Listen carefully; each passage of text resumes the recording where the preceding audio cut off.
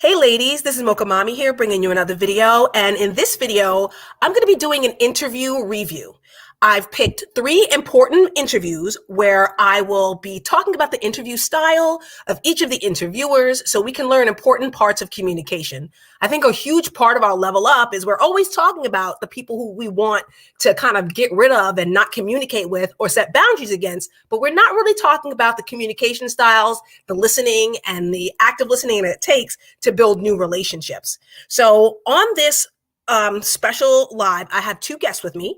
One is My World, who is a content creator for Gen Xers and Gen Z.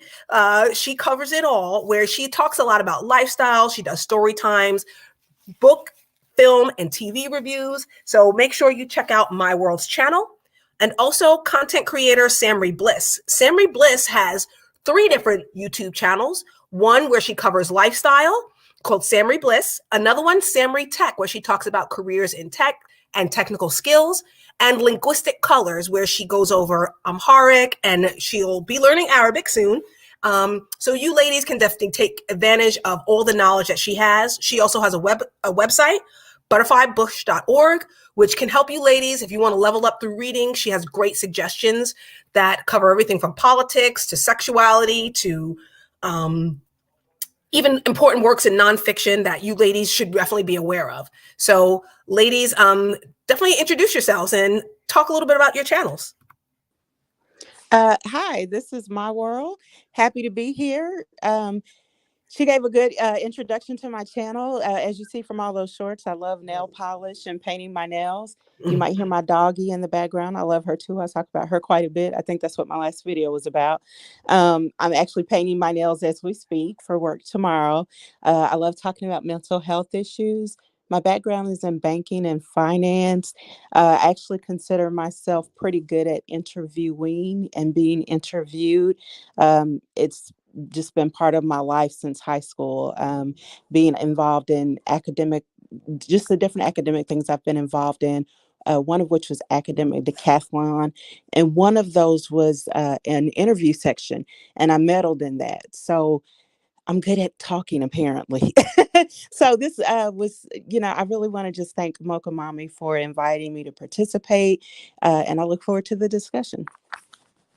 All right. Samry? Hello, thanks for having me. So I have a bunch of channels because I'm interested in different things. First, I started with Samry Bliss, but then YouTube's algorithm prefers more specified things for channels. You need to have a theme for it. And I'm into tech and languages, and also Black women politics stuff and philosophy and sci-fi. So that's why I broke it down into different channels. The Samry Tech one is new, so it's not gonna have any videos in it. I'll be making videos for it soon. And then the website, as you mentioned, it has a bunch of different book recommendations that I've read. It has good book recommendations for workplace politics and how to navigate that. And then I also have a Patreon, which has more of the videos that I took down from my channel. Yeah, so that's it. Thank you. Well, thank you all so much. So what I had in my video, Mocha Mommy Gives Homework, is that I had 3 different interviews that I had wanted us to kind of review and talk about, simply because there were 3 very distinct, very different interviews by 3 different content creators coming from very different backgrounds. And each of them had a different interview and communication style that I think is important for us to learn from. And the first interviewer was Megyn Kelly.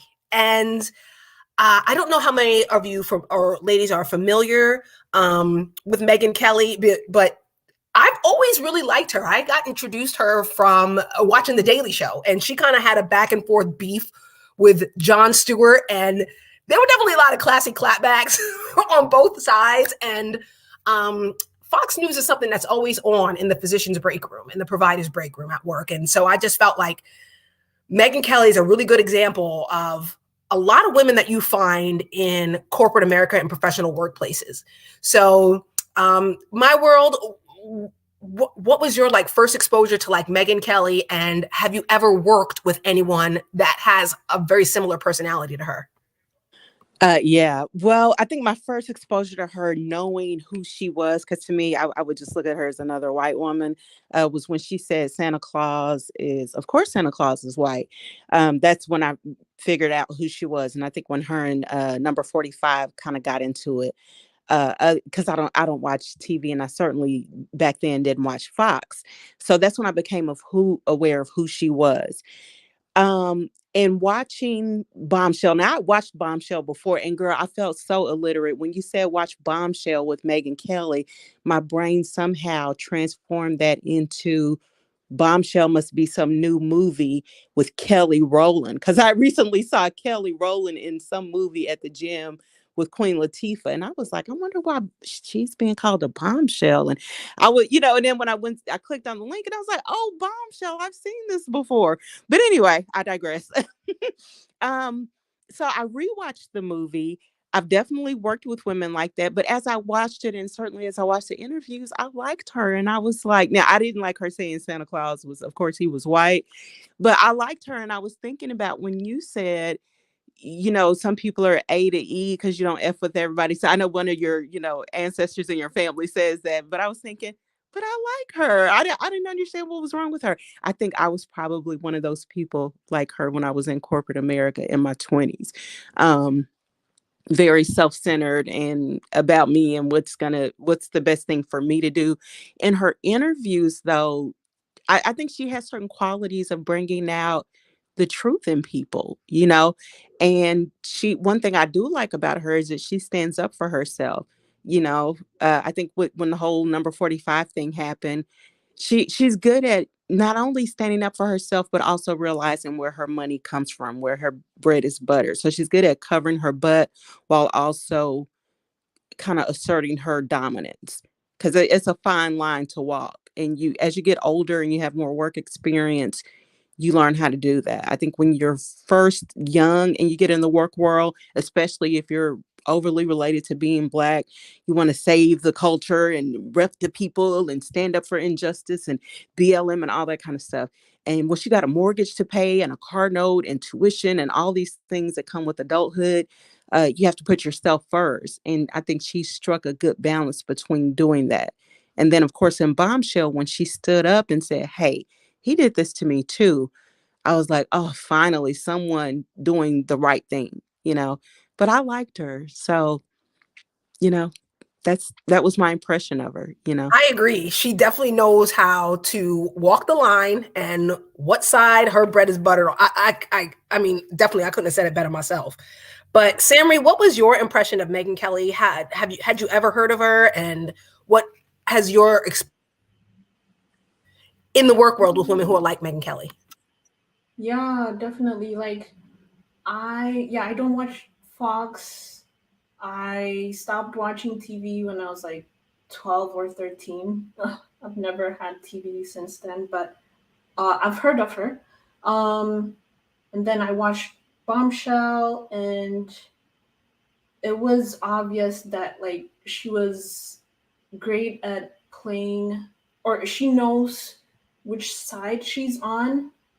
Like she's protecting herself, and she's very good with like a poker face, and she doesn't reveal her cards right away. She holds on to them, and then once she found out that, oh, there's power behind the women who are going against the big boss, that's when she revealed what happened to her. But before that, she was not saying anything. Exactly. I liked how she collected all the evidence before she made the decision. Because I think that a lot of times when we find that things are wrong in the workplace, there's usually a general consensus. Okay, something's not right in the workplace. But making sure like that she covered her tracks. Like she was already talking to other networks for another job because she saw how they didn't protect her when she did go against Trump. And she also had noticed that, yes, Roger Ailes was a jerk, but at the same time too, he made or break. He's a make or break for a political or journalist career. So she was very careful on how she played that. And when she finally did speak up, because I'm sure she knew what was going on with Gretchen Carlson, and the fact that Gretchen was like, she'll never say anything. Megyn Kelly will never say anything. And the thing that surprised me the most is somebody who does watch Fox News was Judge Jeanine. Because I felt like Judge Jeanine was a bottom bitch. Excuse my language. But, I was like, really? That surprised the heck out of me. And the casting was really good, which is why I put this Newsweek article on it. Like the casting was on point in this movie. So ladies, if you get a chance to check out the movie Bombshell on Amazon Prime, please do. Because it's very good with strategy, because I feel as if we've got the education and we have the credentials, but do we have the strategy to move up? And I know a lot of my subscribers are young women. Simply because, and what I'm trying to tell you is that Megyn Kelly, she was very, very good with her 2 female assistants. But yet, when she sensed competition with Judge Jeanine, with the other women on Fox, with the legs, and with the other, with the new girl Kyla, who was a fictional character coming up, she also knew how to play that role too. So, ladies, like I had said, and Mocha Mommy brings homework. Like if there's a Megyn Kelly, take what she has, but at the same time, don't get too close, because very much like a Black Widow spider, right? We'll keep the pests out of the garden, but don't you get caught in her web. So that's a really important lesson to learn going forward, because Megyn Kelly was a really good example of that. And she does have a YouTube channel. Ladies, check it out, because I think her interview style and her direct form of communication and the fact that she keeps people on task is really good, especially for those of you ladies who aspire for those management leadership positions. Megyn Kelly could be a really good ally. So the next interview I had us watch was the Flipping Bats podcast with Ben Verlander.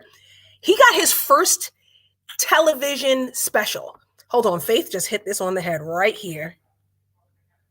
Right, Megyn Kelly is not a friend, she's an associate, right? Megyn Kelly that's the quote of the day right there. Good one. She's a colleague and she is not your friend. But the Flipping Bats podcast with Ben Verlander. It's a very interesting story how this podcast came to be about. We talked a little bit behind the scenes about Ben Verlander's backstory. And Ben Verlander is the brother of Cy Young Award-winning Justin Verlander. My last sports shorts talked about his brother. And Ben Verlander had a little section on his podcast to Japanese import baseball player Shohei Ohtani, who clearly is Hall of Fame material already. And he gives very few interviews. He is definitely the epitome. Shohei Ohtani is the epitome of move in silence. Never talks about money, never talks about himself compared to other players, never puts himself up there with Hideki Matsui, who is basically the person who opened the door for them. He never puts himself up there with Mike Trout. He is humble and he moves in silence.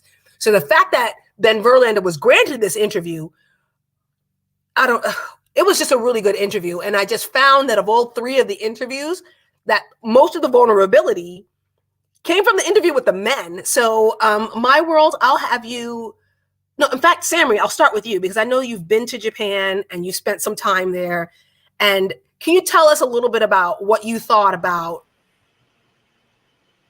the Flippin' Bats podcast and Shohei Ohtani and what that meant for like the Japanese sports market? So I would say that I noticed Ohtani, he's very hardworking and he is humble. Like when Ben was, complimenting him, he was like, yeah, I just focus on my sport and all that stuff. Like he's very humble. He doesn't brag.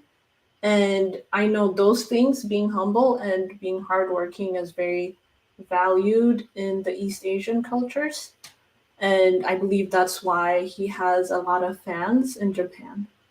And also the whole being hardworking and humble. I think Ben was granted an interview with him because Ben showed how hardworking he is with his podcast, like with like the constant, like showing consistency and showing how he's a big fan.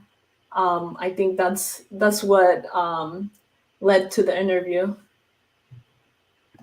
Yeah, that's true. And when did you travel to Japan? And what have you noticed the difference between, I guess, like maybe Japanese like TV culture and American like TV culture? Because I know you didn't watch much TV growing up.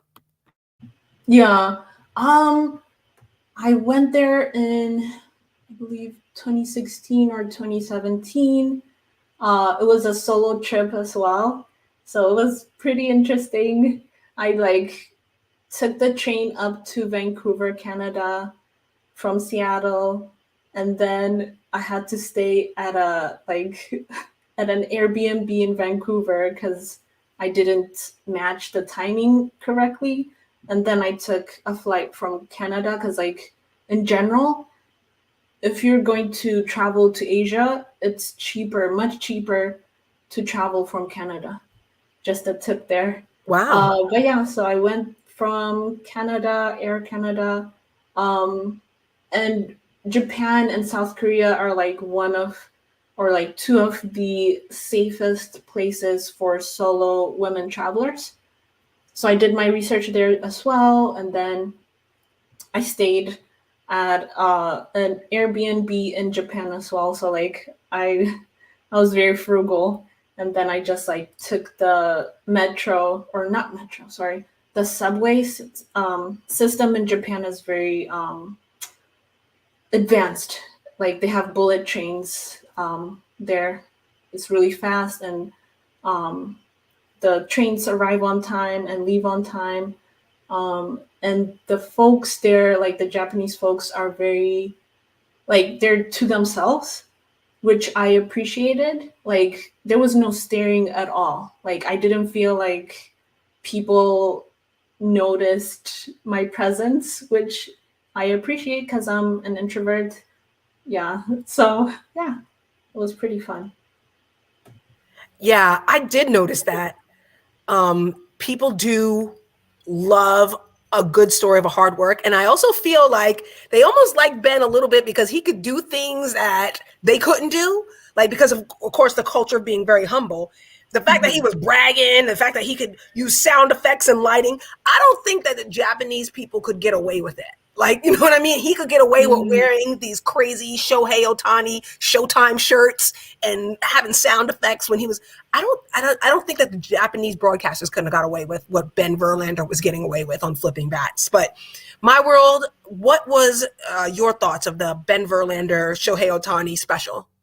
Okay, a couple of things you guys brought up made me think of something. I think and I don't know, Samry would know better than me since she's married to an Asian man, but I think in their culture, Japan is kind of like the white people of what white people are in America. Like they're the conquerors or the most hated or the whatever, So I think that's why they are probably a little bit more conservative and they can't be so obnoxious about having, Shohei Ohtani be Japanese. That's my thought. I could be wrong.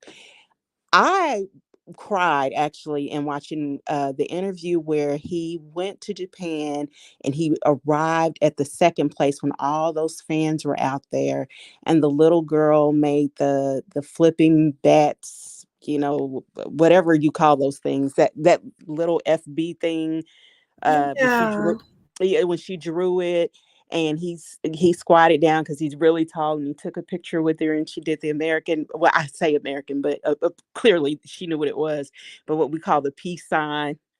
And how that when they shared the story of the old lady who her husband died and he loved baseball, and he, like, even on his deathbed he was watching baseball, and just the way he connected with his fans, it's like halfway across the world he doesn't speak their language, he needed interpreters, and just to see these people who are from very different cultures come behind the love of one person's ability to master a sport.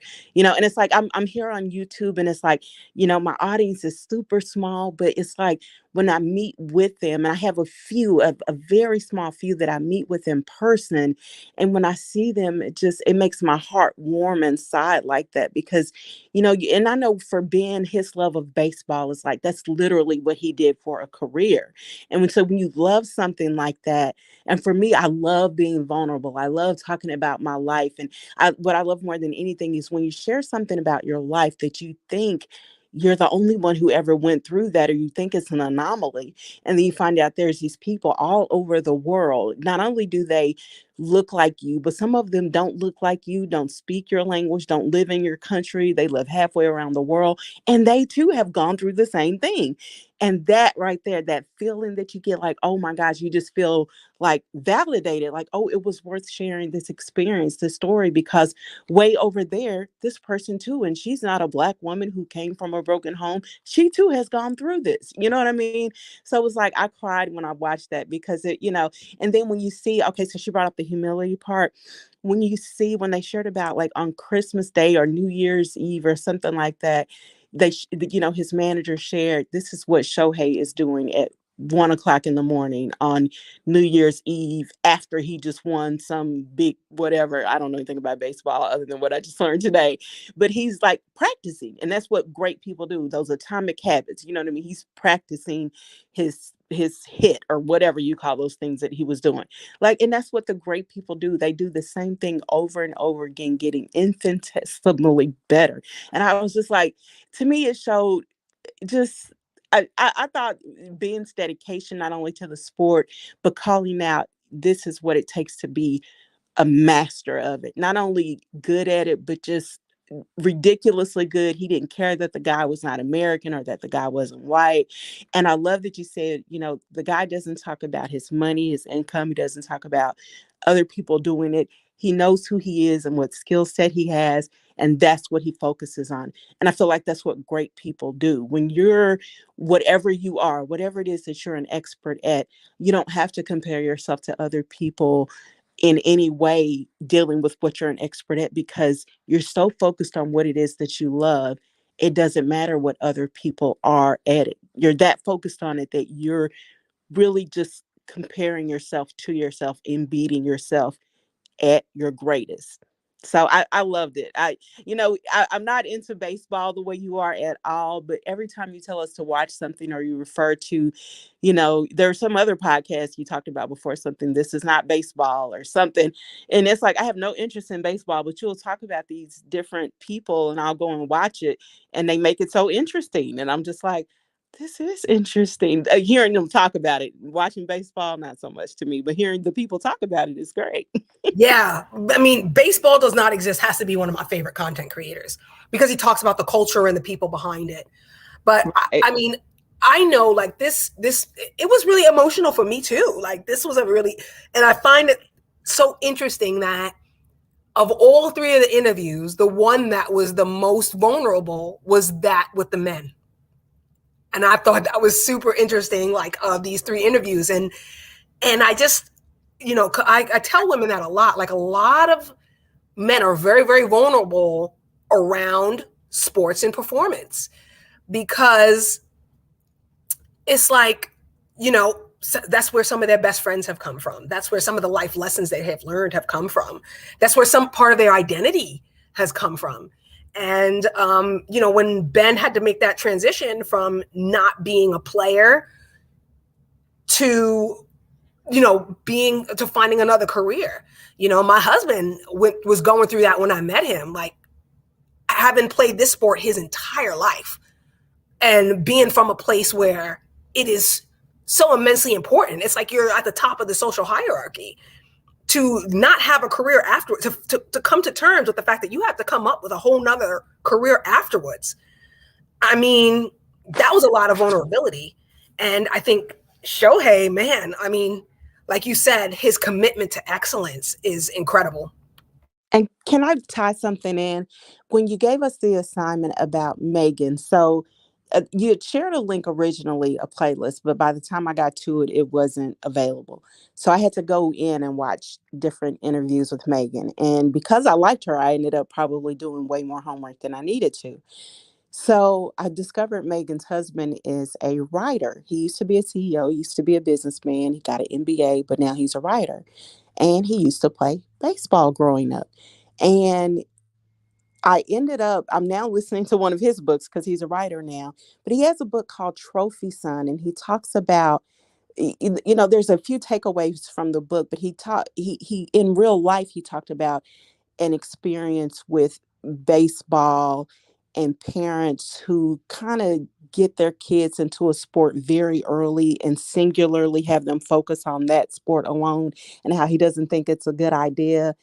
And I look at when Shohei went through the situation of wanting to play both. I don't know what both is. I guess a pitcher and a Yeah. whatever the other thing is they do in baseball.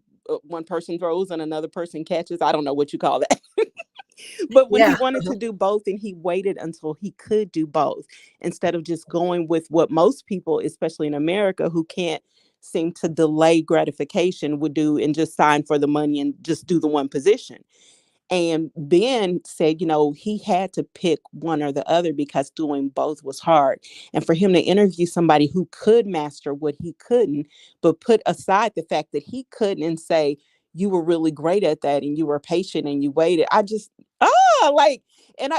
pull that all together with, Megyn Kelly's husband being, and the book that he wrote about this very same thing, and parents pushing you and all this kind of stuff. It was just, I know, I'm sure you probably weren't aware of that parallel when you told us about these different people, but it was just interesting, about how, when you get a kid involved in a certain sport, and then, Shohei, he showed an aptitude for this that his coach saw in about, I think he said, the fifth or the sixth grade, when he said, okay, this kid Yeah. has a skill, because he had a passion. He just did not care. He wanted to do it better and better, more than any other kid wanted to. And that's, how he knew he was marked for greatness, versus when Megyn Kelly's husband was talking about just the things that they're seeing with raising children in today's day and age, with, it was, to me, it was interesting how he was, showing the differences, in the way kids are kind of groomed for sports now. You just pick this one sport, and that's all you do. And it's like, it doesn't matter if the kid loves it or not. They have to be good at something, and all this. And I just thought it was interesting. Yeah, that's true. And I mean, I did the interview with Doug and Megyn Kelly. It just really showed you, because Megyn Kelly, she could be a little bit of a hard nose, but with her husband, you can tell that there's a soft spot. And I see that.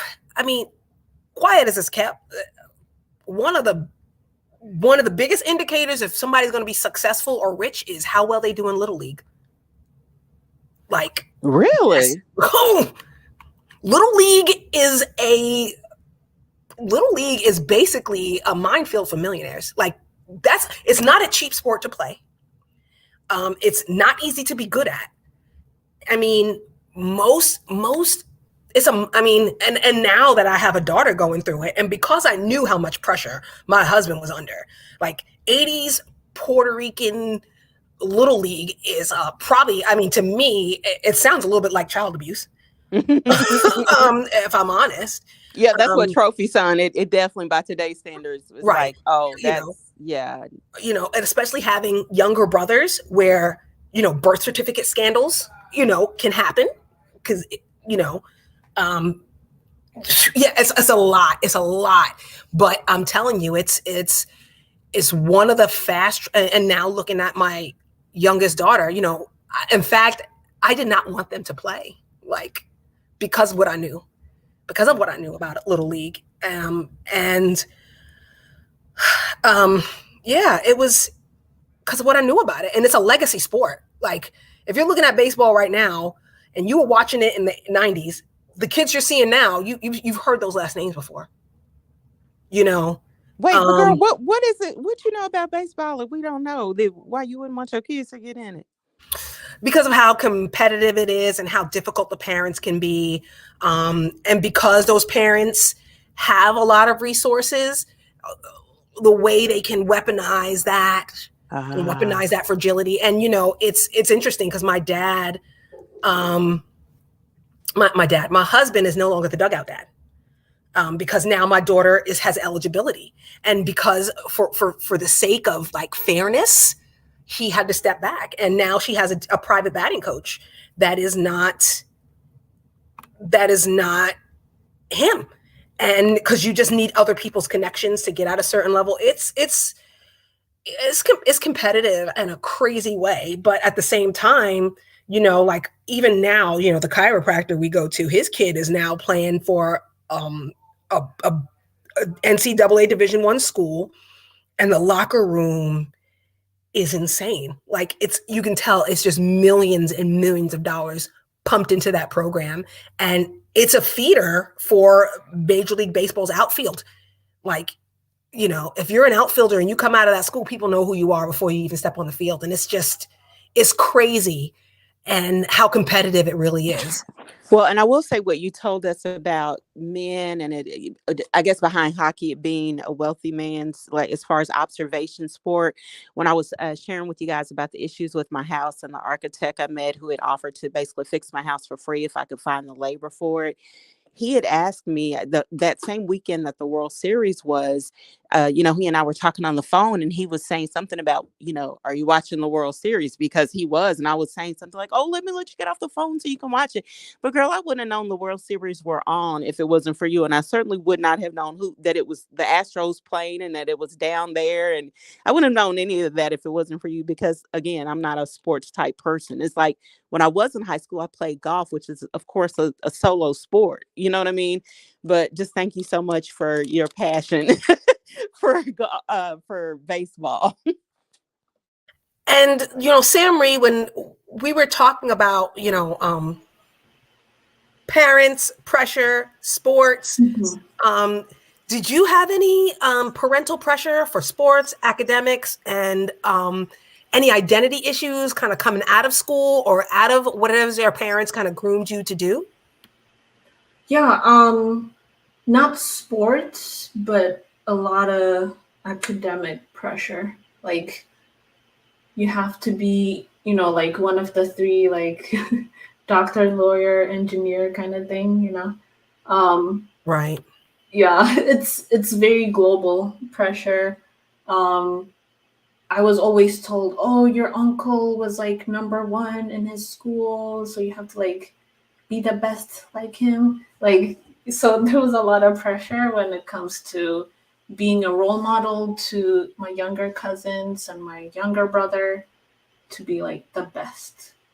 So I was thinking of going into medicine, but then I decided kind of last minute to be like, I'll just go for anthropology instead, because that's my interest. And I figured, so like I kind of like grew up part-time, or not part-time, but like in my early days in Ethiopia, and there's no what is it, like student loans you have to worry about. But you know, when I came back to the US as a preteen, and then high school, I learned about like how expensive college can be.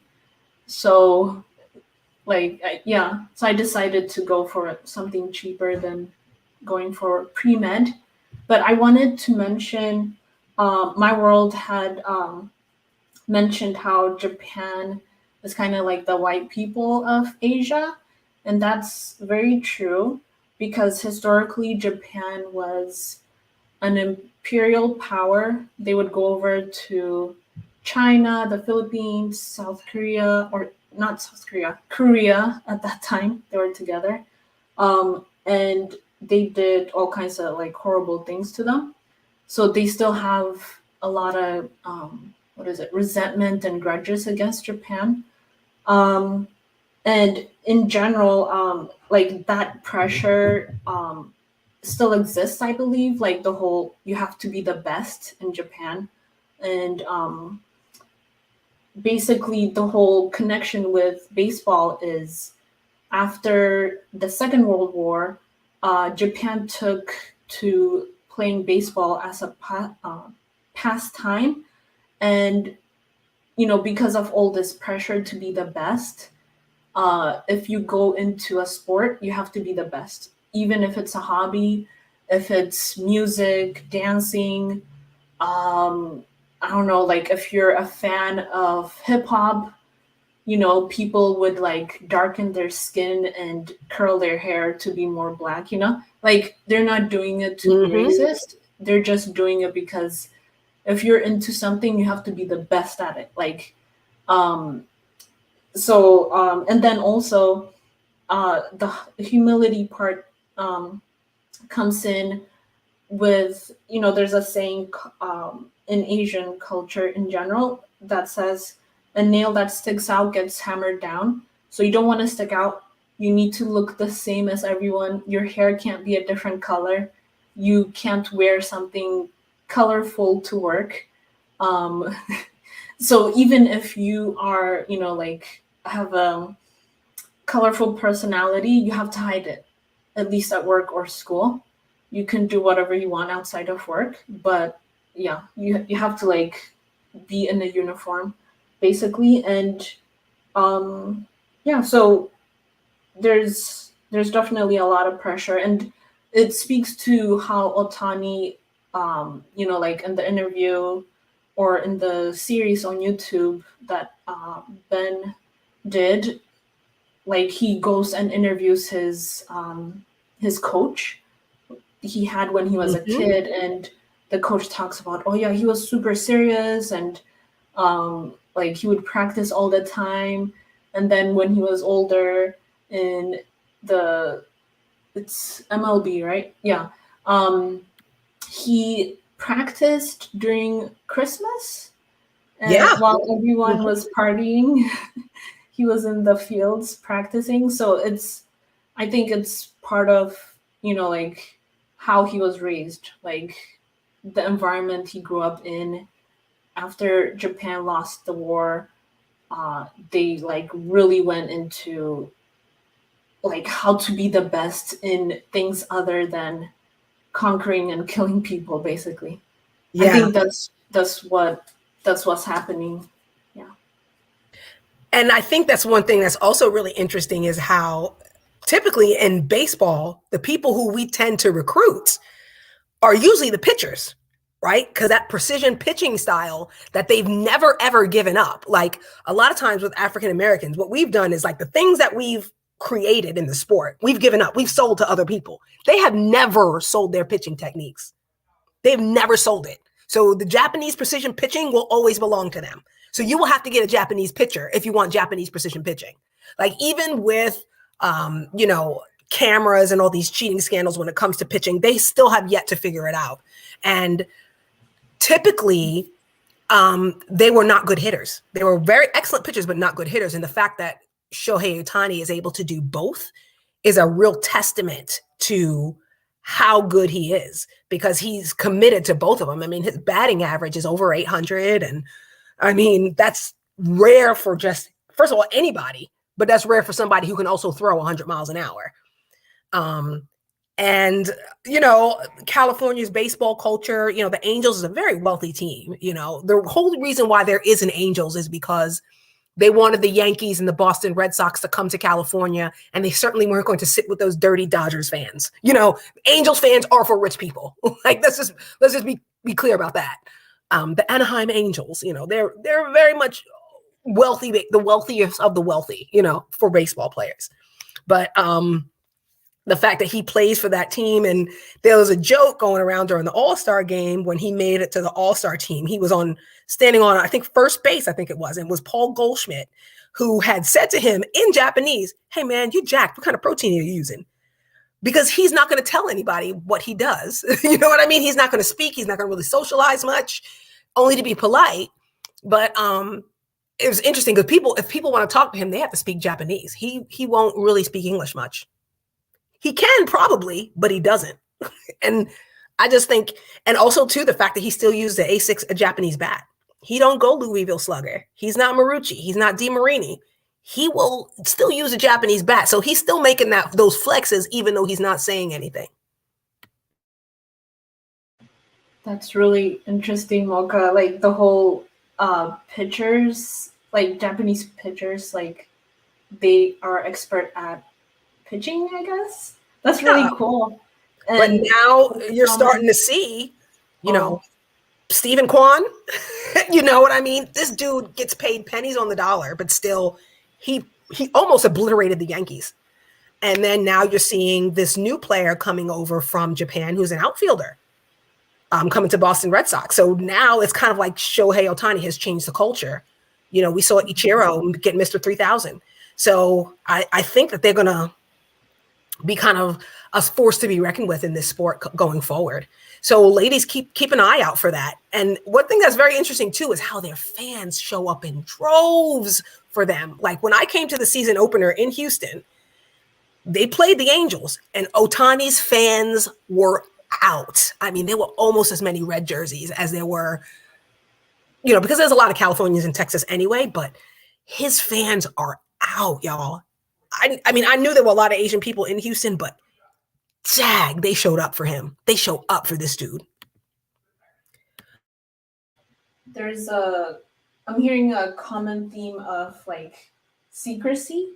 Like in order to be good at something, you need to keep it secret.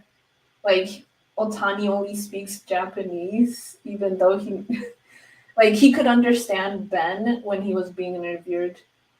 He could understand the English, but he only replied in Japanese, which shows his pride, I guess, in his culture.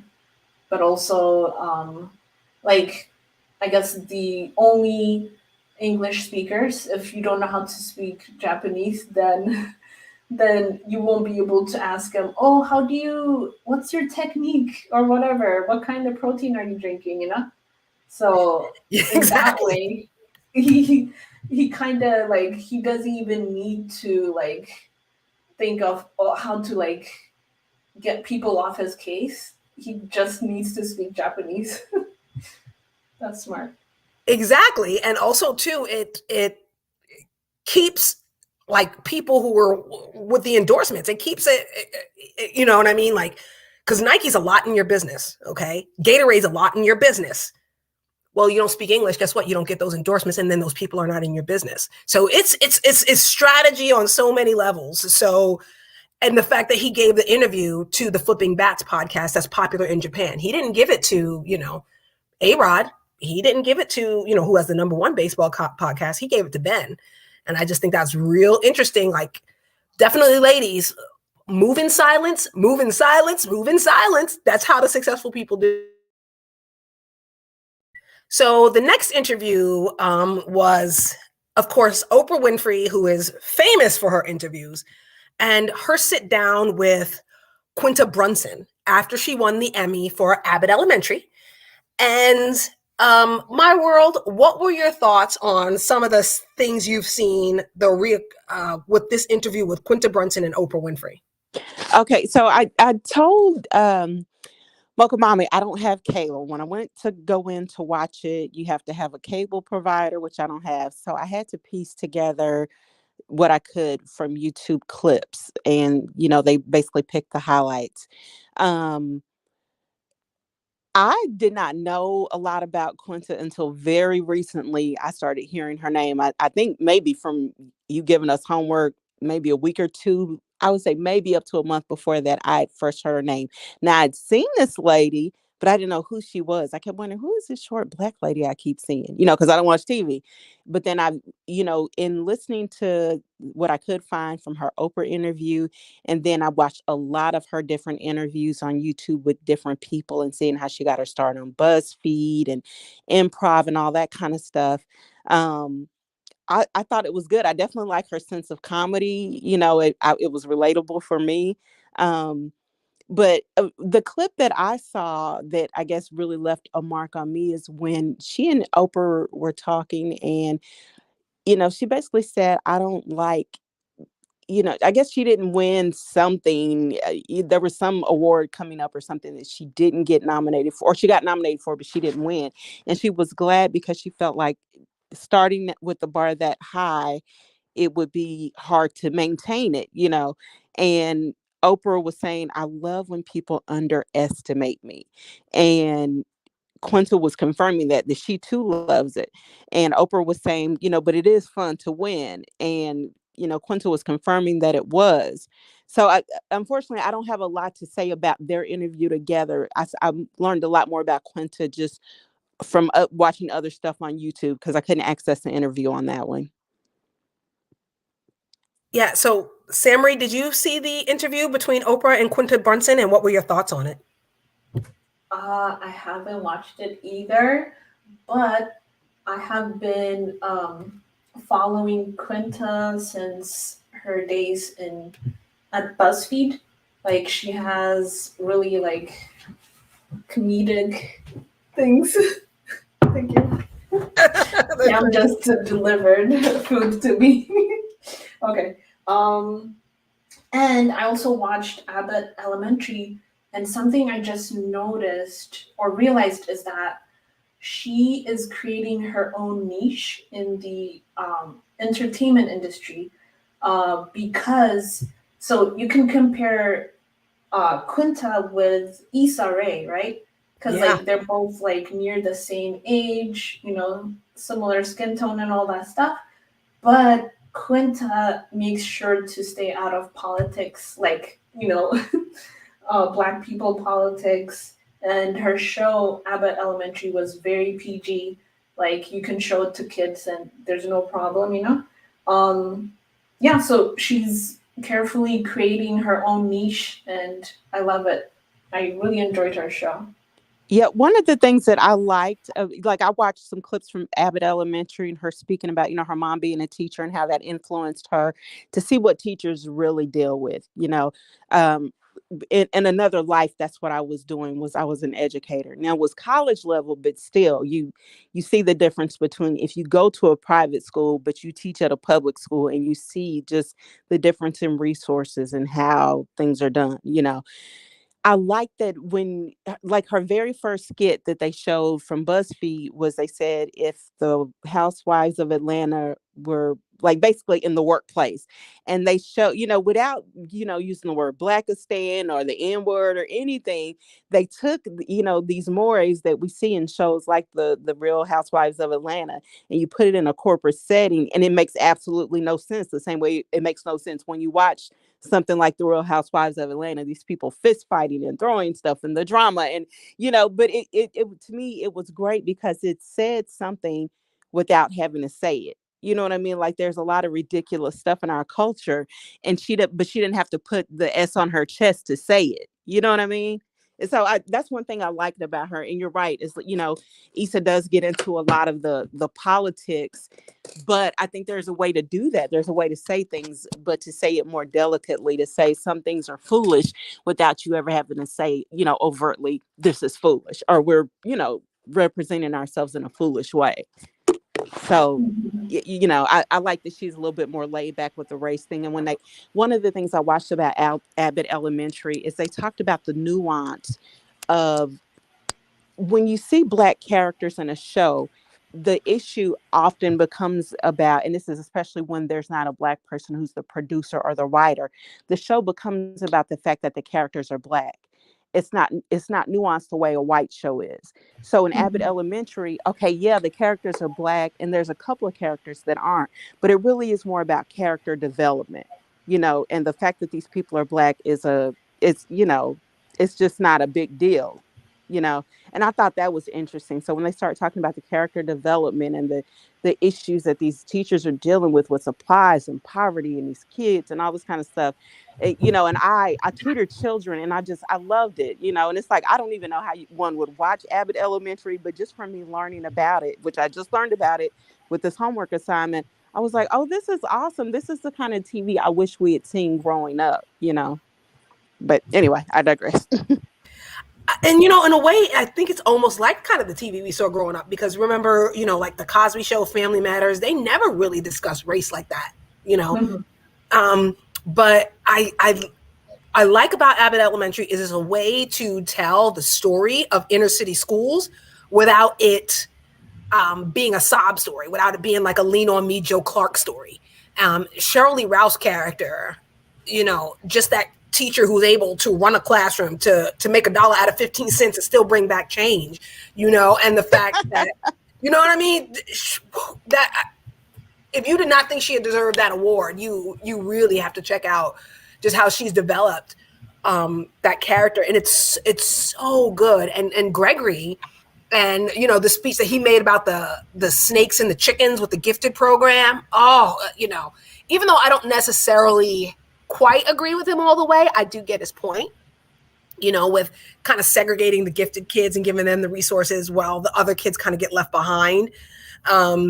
Again, which is common in Japan, but it just is, it's just very interesting. Like, it's a good show. And I loved the way that Oprah, you could really tell if you watch this interview that, you could really almost see like the passing of a torch in a way. Like, because I know Oprah's probably not going to own to the extent that she did, but just knowing that there is Black talent that's coming up through the ranks that can now build on Oprah's foundation. So I thought that was really good. That's really interesting, since Oprah also she specifically or like overtly decided to be child free. Like, she wanted to focus on her career and decided not to have kids. So that makes sense that she's like passing on the torch to like younger Black women who she might see as her daughters. And I wanted to also add to my world's commentary, the characters in Abbott Elementary, they, like the Black characters, the white characters, all of them had their own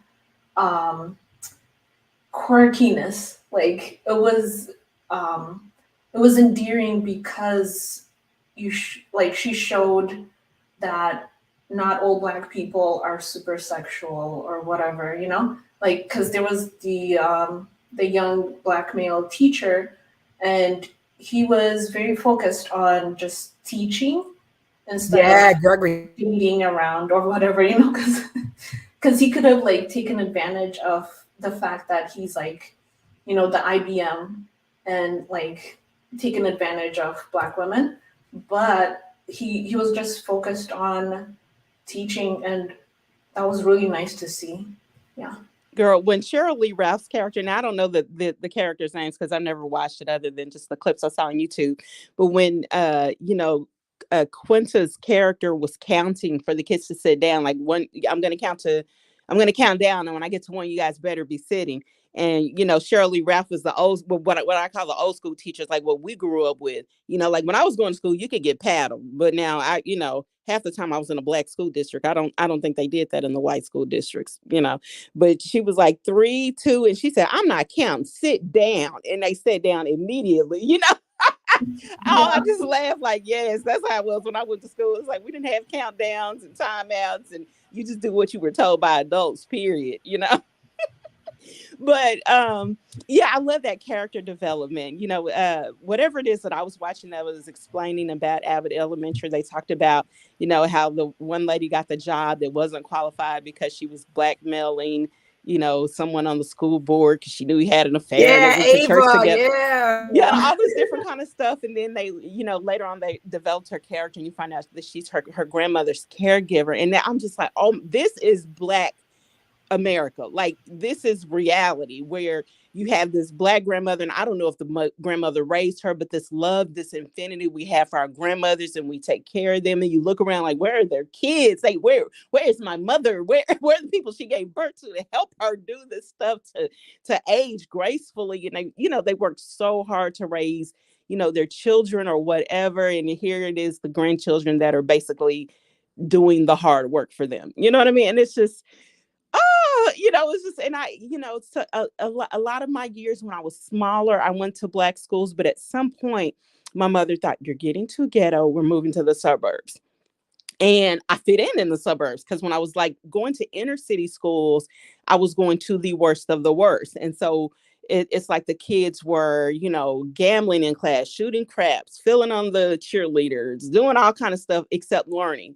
The few people who were trying to learn had a very hard time because most of the energy was spent on the deviants, So when I started going to the suburban schools, if there were fist fights, you know who it was. It was people that looked like us. So I fit in great because I wanted to learn. And it's like, oh, wow, learning is important here. And so I fit right in, and just to see the difference, it's like that. I think that's when I learned that property taxes determine schools and their affluence. And that because I couldn't understand, why is it these are both schools and they're both in the DFW area, but this one is so different from that one, and that's when I found out how schools are funded and all this kind of stuff. And it's just really, I don't know again where Abbott Elementary is viewed or anything like that, but I'm just glad to see a show like this. And I know you said you were comparing it to the Cosby Show earlier, where they didn't make race really a thing.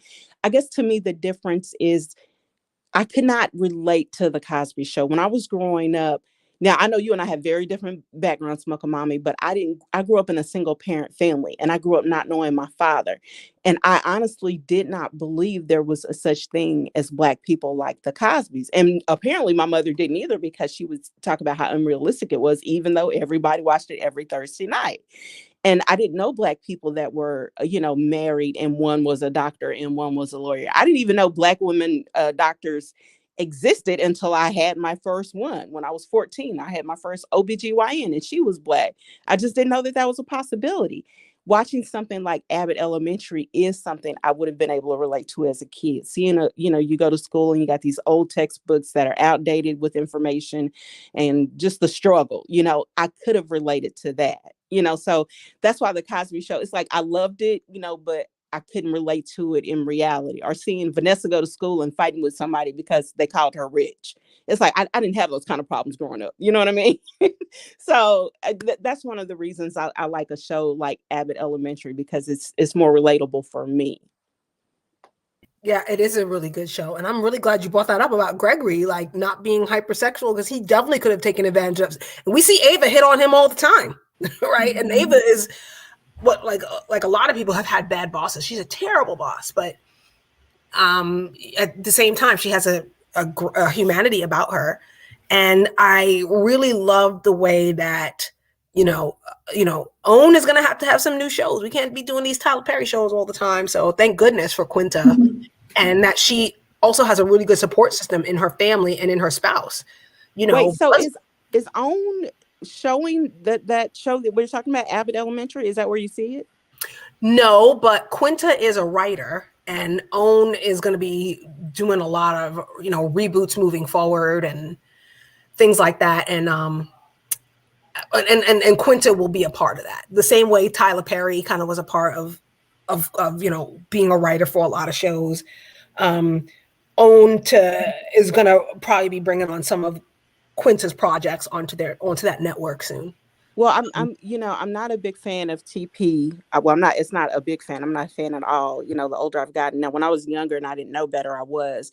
But I'm glad to see that Oprah is, finding some Black women writers for her brand, because, I saw Gail do an interview one time, and someone asked her about TP, and she was saying something like, "Well, that's not really my style." And at the time, he was very much on OWN, and I just thought, well, I'm sure Gail has told her he's problematical.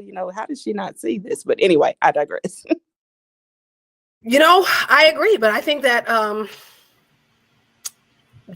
Tyler Perry he works relatively cheap. Relatively. Yeah, money is always a factor. I forget about that. Yeah. And now that OWN is kind of coming into their own with a little bit of money, Viacom bought part of it. We're probably going to see some more refined shows, and because Oprah can't keep carrying this network, you know what I mean? Owning the conversation, she can't keep carrying the network and being as much on screen, and she's in her 60s now, and I'm pretty sure she wants to enjoy all that money, and a Quinta Brunson, who has written a lot of shows, who has scripted a lot of shows, who, has had things go viral, and is married to somebody in tech who, was able to support a lot of those creative endeavors when she wasn't making a lot of money. I just think that's just a good combination to move OWN to the next level, because, it was hot during politics, and, people are getting tired of the Tyler Perry stuff. And it just needs a revamp, and Oprah can't do it all. So I think it's a good move. A little note on the whole, like, shows like The Cosby Show, Prince of Bel-Air, or Fresh Prince of Bel-Air, and Roots and MacGyver and stuff. When I was a kid, that's what was shown in the only TV channel in Ethiopia. So like these classic shows in the US, like the Black shows, that's what they show in African countries. So it matters, like, the kind of stuff that's created in the US. Because that's how people outside of the US like create their images of what African American culture is like. Yeah, when you mentioned earlier, you're Ethiopian, or what, Eritrean? What's your background? My mom is Ethiopian and my dad's Jamaican. Yeah. Right. Okay. When you mentioned the triad of being either an engineer, a lawyer, or a doctor, my ex-husband is Nigerian, and that it's the same thing over there. These are the three things that you can be, to be successful, or whatever, the things that their parents put on them in their culture. And when I went over there, and it was the same thing here. When I went over there, I thought what I was going to see was different than what I saw, because the Nigerian shows, or the Nollywood shows, I saw the Nigerians are living in these nice houses and blah, blah, blah. And I'm like, what is this? This is not what I'm seeing on these movies. And I thought about it, Kat, when you look at TV, if someone lives in a foreign country and all they see is, the Cosby Show, or Dallas, because that's what I always got. Anytime I went to Paris when I was younger, people always talked about the show Dallas, and they thought that's the way everyone lived. And I'm like, no. But if that's all they see, they think that's the way Americans live. And I remember when my ex-husband first saw my house, he would be embarrassed to bring anyone here because I live in the hood, and he's like, what is this? And it's like, everyone in America doesn't live in a mansion. Like, there are levels to this, and I'm not at that level, but so when I went over there and I realized all Nigerians don't live in these, everybody doesn't have a gate man, and they don't all have help and all this kind of stuff that you see on TV.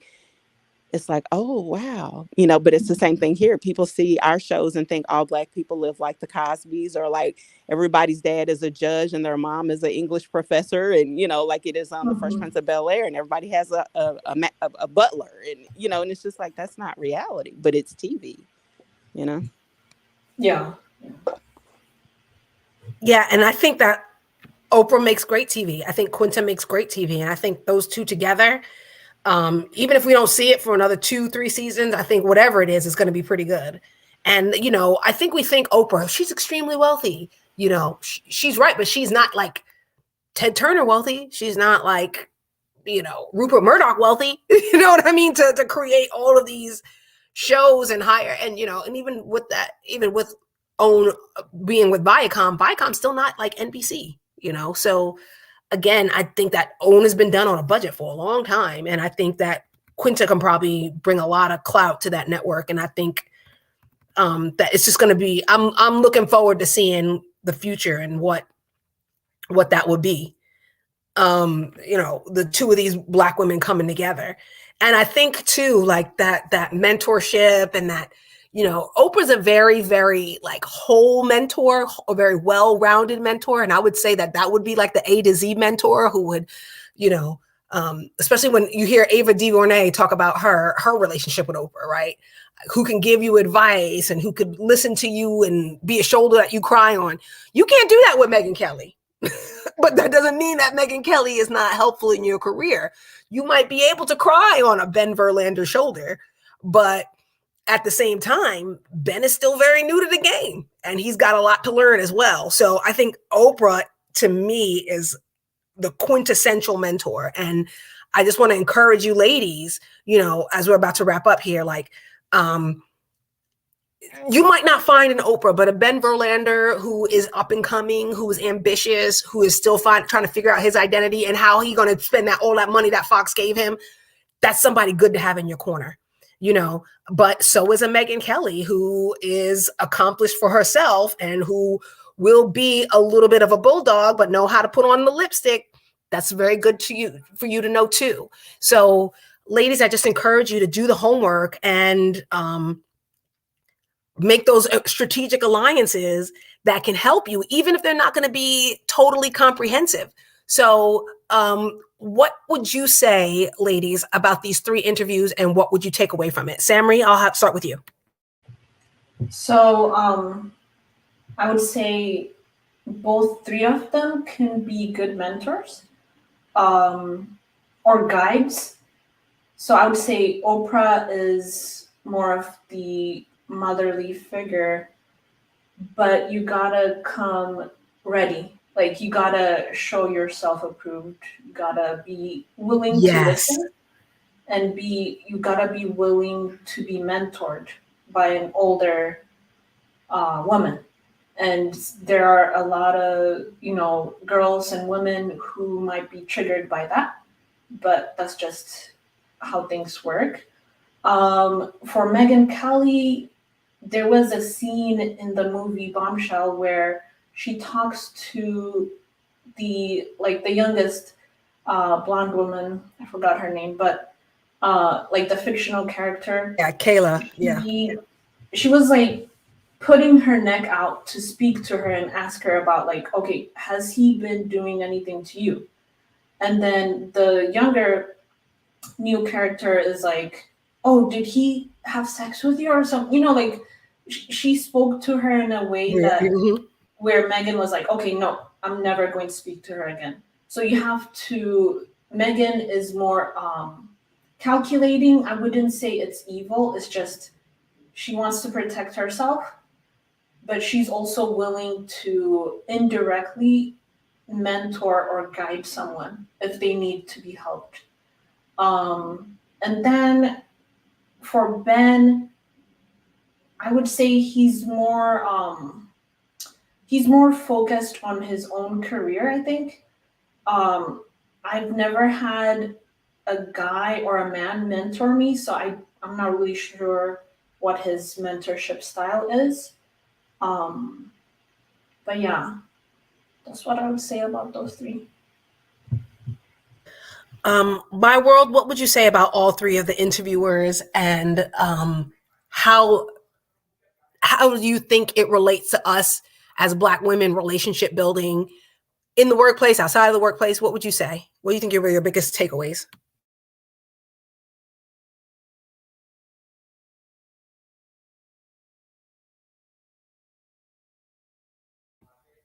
Hello? Can you guys still hear me? Yeah. Okay. All right. So I think what I would say is that, being in the military, I had a lot of male, mentors, coworkers, colleagues. And because, like Ben, they were very young. You know what I mean? They were very young because the military is young.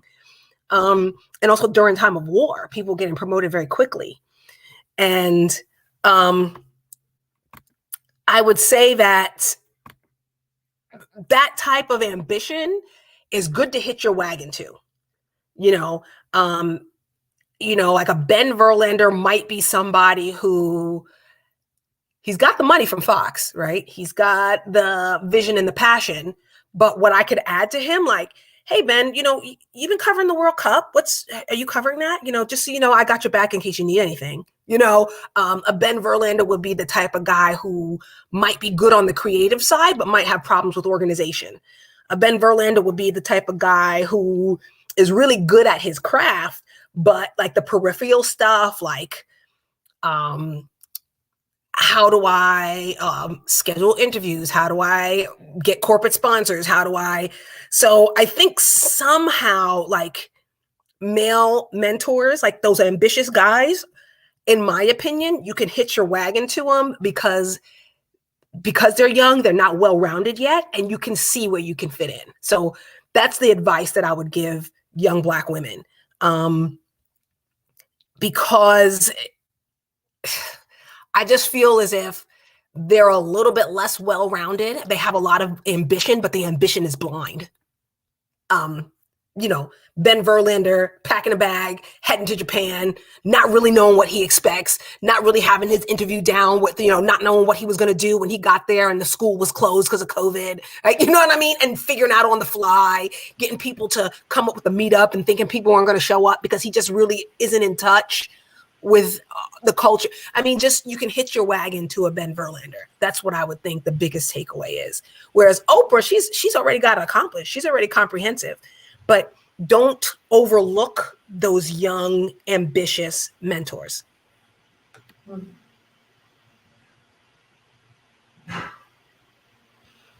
Okay, well, what I'll do is I'll wrap it up and just make it a point to follow these content creators once we leave the live stream, because they will all create quality content, and they are all really excellent at just adding some more dimension to the Level Up dialogue. And My World, do you have anything to say?